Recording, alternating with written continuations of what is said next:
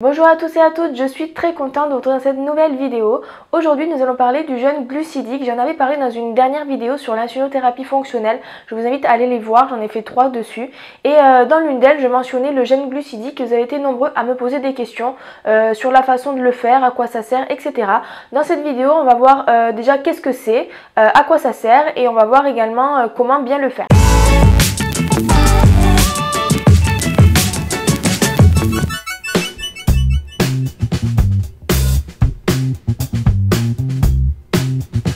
Le jeûne glucidique, comme son nom l'indique, c'est le fait de ne pas manger de glucides pendant un certain temps. Donc ça peut être de 1 jour jusqu'à 3 jours suivant les personnes, que ce soit des enfants ou des adultes, on ne va pas faire la même durée. Ou alors suivant les centres hospitaliers. Il y a des centres hospitaliers qui le vont faire une durée très courte et d'autres qui vont le faire un petit peu plus longtemps. J'insiste bien sur le fait que ça doit être une alimentation temporaire qui va nous permettre de régler certains paramètres du traitement, mais que c'est pas une alimentation qui doit être définitive. Et bien sûr, ça doit se faire sous contrôle médical, donc avec l'accord de son médecin, ou alors avec un suivi médical quand même plutôt important. Je ne sais pas si vous vous rappelez, dans une des dernières vidéos sur la l'insulinothérapie fonctionnelle, je crois que c'était la première, je vous mettrai les petits liens ici pour que vous puissiez aller la voir si ce n'est pas déjà fait. J'avais parlé de 3 types d'injections différentes. Il y avait l'insuline pour manger, qui était en fait les bolus que vous faites pour les repas, voilà, donc quand vous faites sous stylo ou sous pompe. Il y avait l'insuline pour vivre, ça c'était la lente ou alors la basale, et il y avait l'insuline pour soigner, et ça c'était plutôt l'insuline qui servait à corriger une hyperglycémie. Pendant le jeûne glucidique, vu qu'on mange aucun glucide, il n'y aura pas d'insuline pour manger, il y aura juste l'insuline pour soigner et l'insuline pour vivre. Le principal intérêt du jeûne glucidique, c'est de réguler l'insuline pour vivre, donc la basale si vous êtes sous pompe ou la lente si vous êtes sous stylo. Vu qu'il n'y a pas d'interaction avec les repas, on ne s'occupe pas des repas, et en fait ça nous permet de réguler bien cette basale ou cette lente sur les 24 heures de la journée. Et vous le savez peut-être, suivant les moments de la journée, les besoins en insuline ne sont pas les mêmes. Il y a des moments où on va en avoir beaucoup plus besoin que d'habitude, et à d'autres moments beaucoup moins. Donc là on ne parle pas de bolus, on parle que d'insuline pour vivre, de basale ou de lente.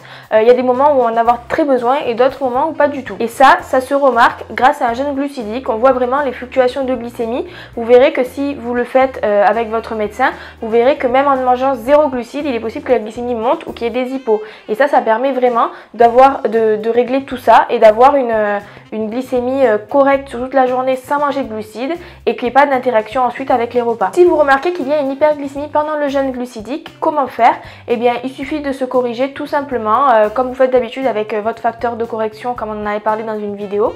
Vous vous corrigez et puis ça nous permet également de savoir si la correction est bonne par rapport à ce qui est calculé en théorie. Et bien entendu, si vous voyez qu'il y a une hyperglycémie qui arrive dans la journée alors que vous avez mangé 0 glucides, ça veut dire que la basale ou la lente n'est pas assez importante et qu'il faudra un petit peu l'augmenter. Et au contraire, s'il y a une hypoglycémie, c'est pas parce qu'on fait un jeûne glucidique qu'il ne faut pas manger de glucides du tout. Donc s'il y a une hypoglycémie, on se resucre sans souci, au contraire il vaut mieux.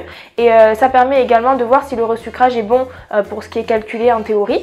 Et puis du coup, s'il y a une hypo, ça va vous permettre de voir que la lente ou la basale sont trop dosées et que sur ce moment-là de la journée, et qu'à ce moment-là, il faudra un tout petit peu le baisser pour que cette hypo-là soit évitée sur les autres jours qui suivent. Pour bien faire un jeûne glucidique, comme on l'a dit tout à l'heure, il faut manger 0 glucides. Donc il y a certains centres hospitaliers dans lesquels on ne mange absolument rien, c'est un jeûne total. Souvent c'est sur des périodes un petit peu courtes pour éviter qu'on soit à jeun trop longtemps. Donc on boit vraiment que de l'eau pendant un certain temps.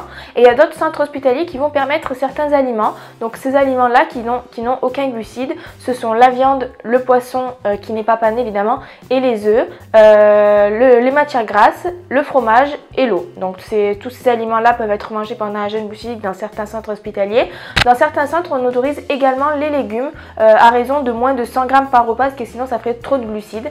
Et bien entendu, sur la liste des aliments qui sont interdits pendant un jeûne glucidique, on a tout ce qui contient des glucides, donc les féculents, le pain, les produits laitiers, les produits sucrés, etc., les fruits, voilà. Il est très important de régler cette basale et cette lente, notamment pour savoir expliquer des hypos ou des hyper qui arrivent à des moments où on les comprend pas trop. C'est-à-dire que si vous faites un bolus correct sur un repas avec tant de glucides, si vous calculez les glucides ou si c'est un bolus qu'on vous a donné, si vous faites ce bolus avec tant de glucides et qu'après derrière il y a une hypo ou une hyper, ça permet d'expliquer cette hypo ou cette hyper. C'est-à-dire que si la basale ou la lentus sont mal réglées, on va voir que derrière ça descend ou ça monte sans raison. Et la nuit d'ailleurs, c'est à ce moment-là que la lente et la basale ont leur principal effet sur une période de jeûne entre guillemets un peu prolongée, et c'est à ce moment-là qu'on voit qu'il y a des hyper et des hypos, et c'est grâce à cet ajustement qu'on peut éviter éviter ce genre de phénomène et se réveiller avec une bonne glycémie. Je vous invite à aller sur le blog, je vous mets le lien dans la description. J'avais fait un article sur un jeûne glucidique que j'avais fait il y a un petit moment de ça.